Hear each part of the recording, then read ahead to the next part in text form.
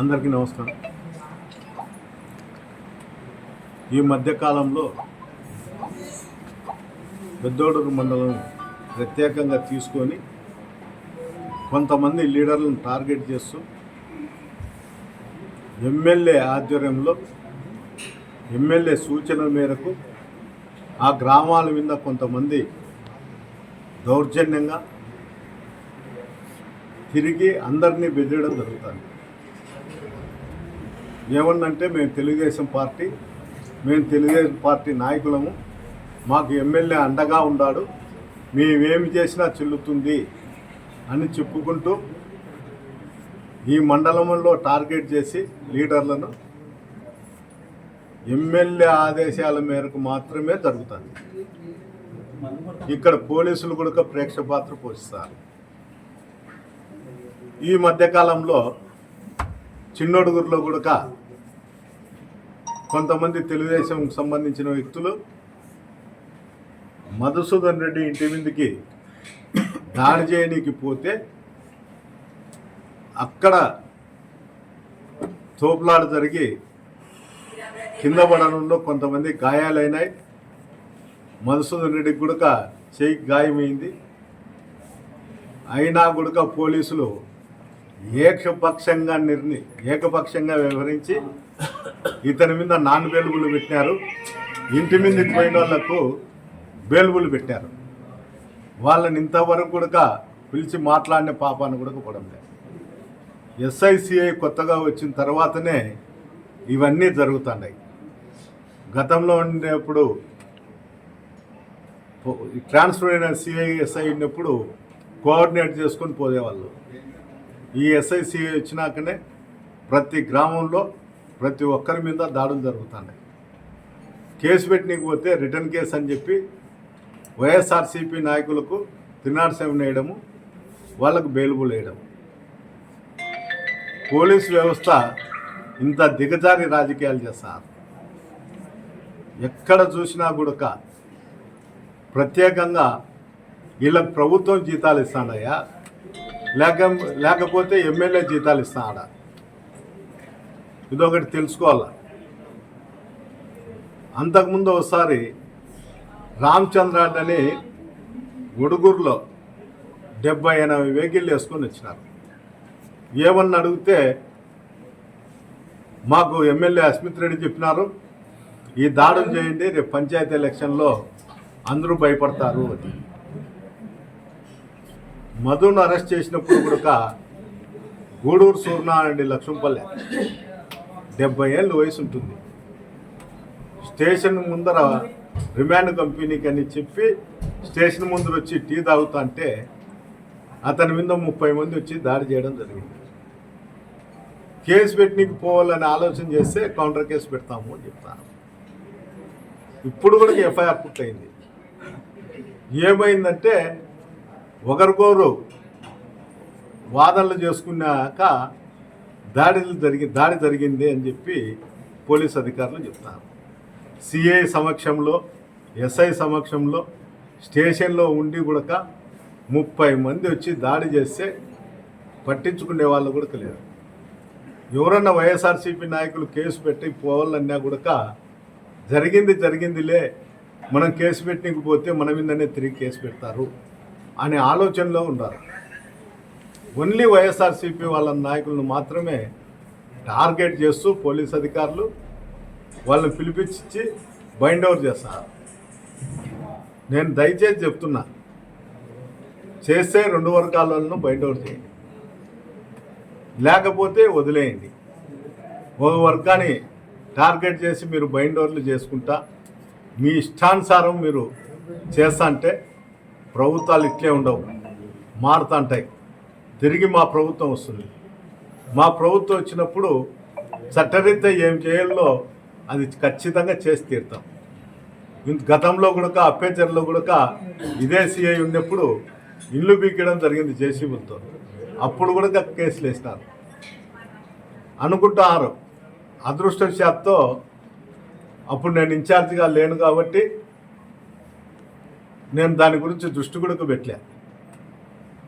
ఏ గ్రామాలలో అయినా కానీ రేపు పంచాయతీ ఎలక్షన్లకు ప్రతి ఒక్క గ్రామంలో పోటీ చేయిస్తా.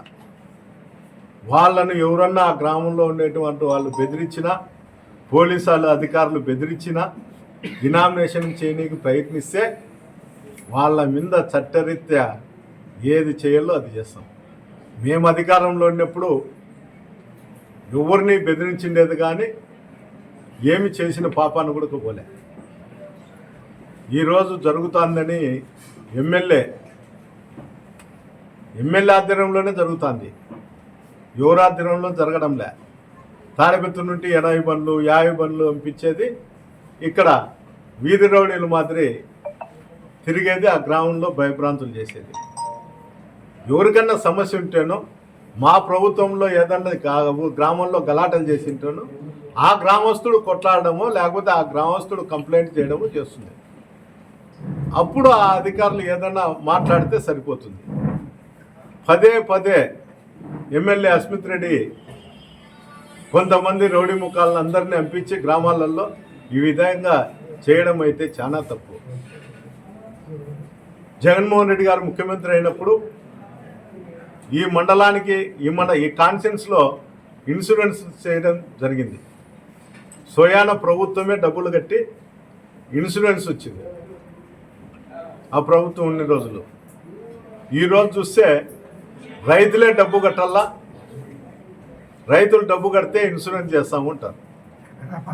ఒకవేళ రాకపోతే ఆ రైతు ఎంత నష్టపోతాడో ఒకసారి ఆలోచించండి. జగన్మోహన్ రెడ్డి మన ముఖ్యమంత్రి జగన్మోహన్ రెడ్డి గారు ఉన్నప్పుడు సంక్షేమ పథకాలు కులమతాలకు అతీతంగా పార్టీలకు అతీతంగా ఇవ్వడం జరిగింది. కనీసం ఆలోచన కూడా లేదు. ఎమ్మెల్యేకి డెవలప్మెంట్ చేస్తాము, సంక్షేమ పథకాలపైన మనం కంప్లైంట్ చేస్తామనే ఆలోచన కూడా లేదు. నీళ్లు కూడా రావడంలే.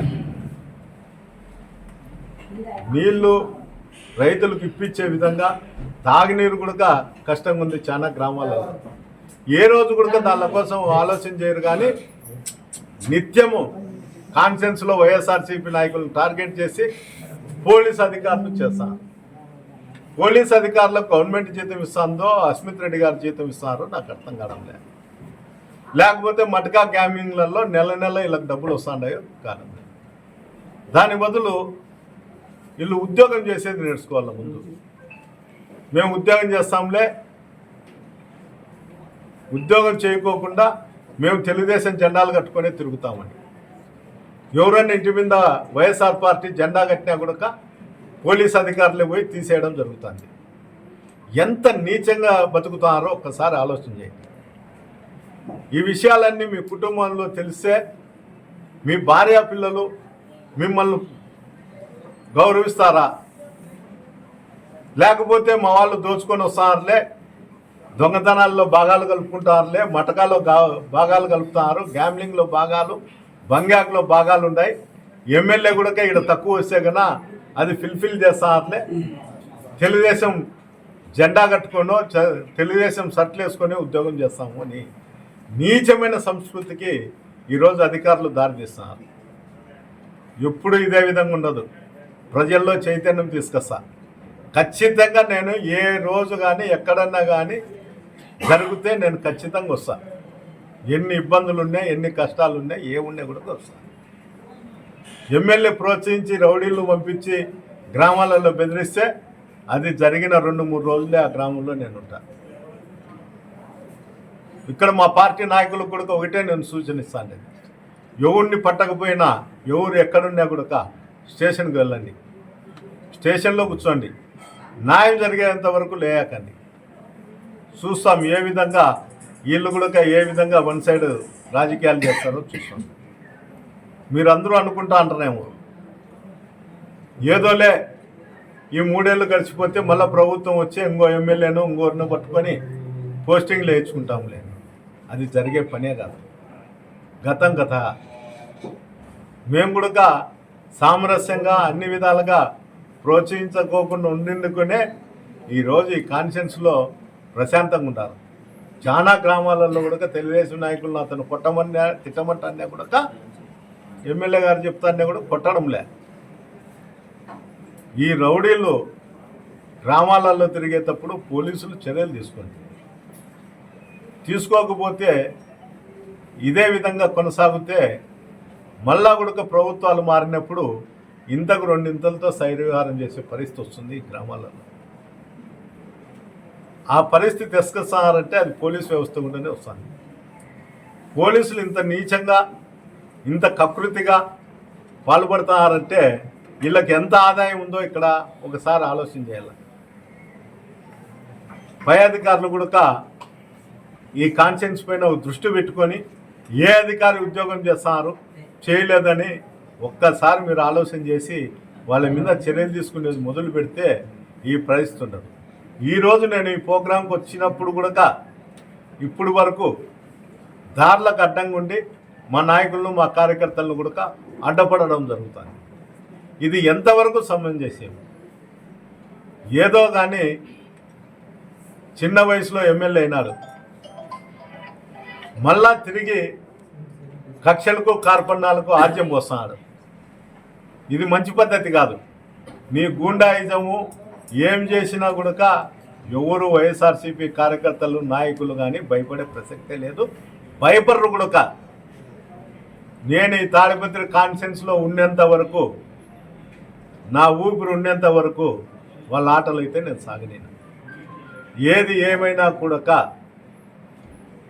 మనలో కూడా ఐకమత్యం అనేది ఉండాల. ఎవరిని పట్టకపోయినా అందరూ స్టేషన్కి పోండి, ఒకసారి పోండి, మీతో కాకపోతే రెండోసారి నేను వస్తాను. దయచేసి ప్రొటెక్ట్ చేయండి. అంతా లీడర్లు ఉన్నారు, 10-12 మంది లీడర్లు ఉన్నారు.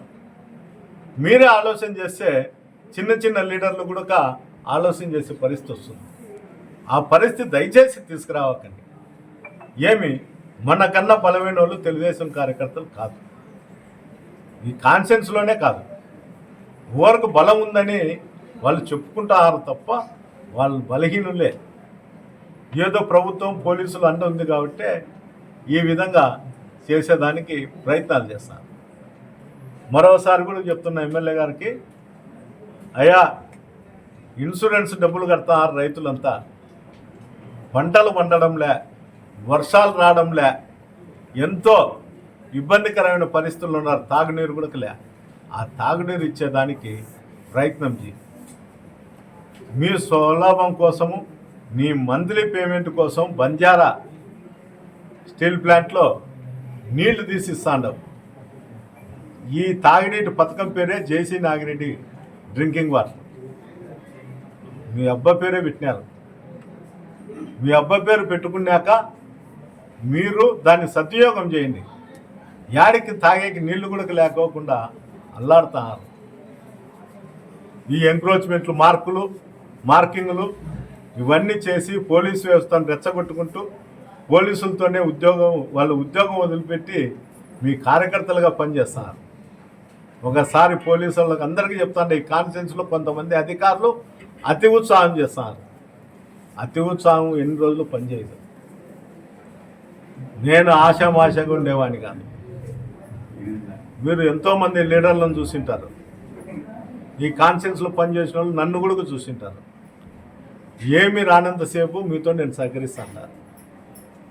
మా కార్యకర్త నష్టపోయేటప్పుడు, మా నాయకులు నష్టపోయేటప్పుడు దాన్ని సహించే ప్రసక్తే లేదు. అది ఎంత దూరం అన్నా కానీ, ఏమన్నా కానీ కేసులు పెడితే నెలలు ఉంటాం, 2 నెలలు ఉంటాం.